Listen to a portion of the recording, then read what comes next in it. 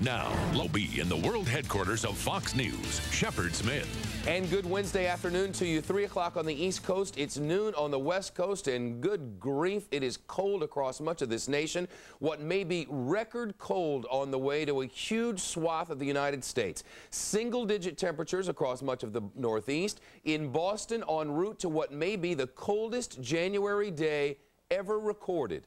13 below zero, real temperature by Friday night. And to dangerously, today that is, dangerously even deadly cold.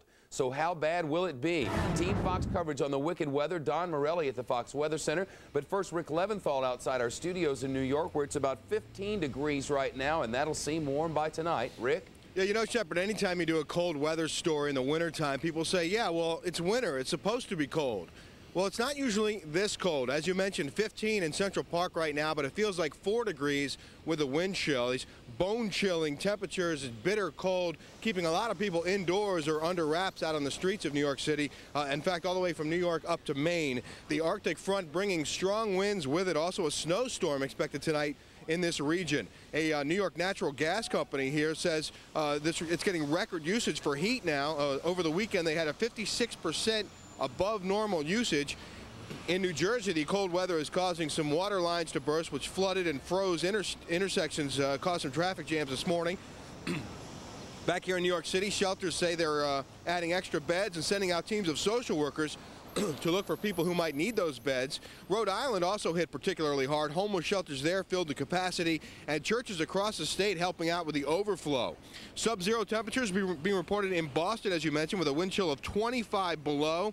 In Maine, temperatures plummeted to 26 below zero this morning, with wind chills of 45 to 60 below, triggering a statewide wind chill warning, forcing some schools to close their doors. Even the hardy souls of New Hampshire can't keep their pipes from freezing.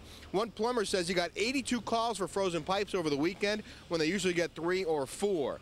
The advice that they give is to not lower your thermostat during the day when you're not at home in hopes of saving some money. They say even if you lower your thermostat to 60 degrees, your pipes could still freeze. And as for how people can beat the cold weather, well, I think it's about layers and layers and staying inside if possible.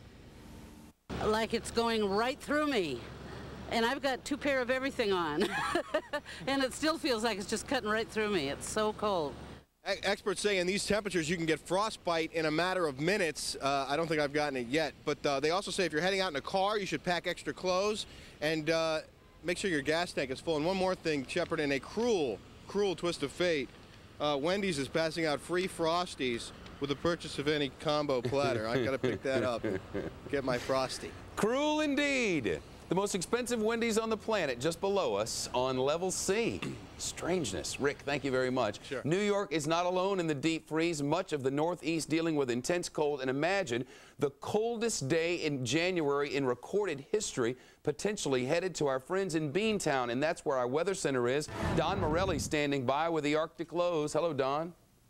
Hello, Shepard. Boy, Rick looked a little chilly out there. And obviously a dangerous situation, and as you mentioned, it is going to be a record-setting day tomorrow. The Arctic chill number 2, remember last weekend? Well, this is colder, and it's going to last at least into Friday, hopefully slipping off east of the area by Saturday. But we are watching a mini snowstorm that'll be moving across the mid-Atlantic states into the Northeast, and this is actually holding up the bulk of the cold air for about 24 hours. That's why we think tomorrow is going to be colder.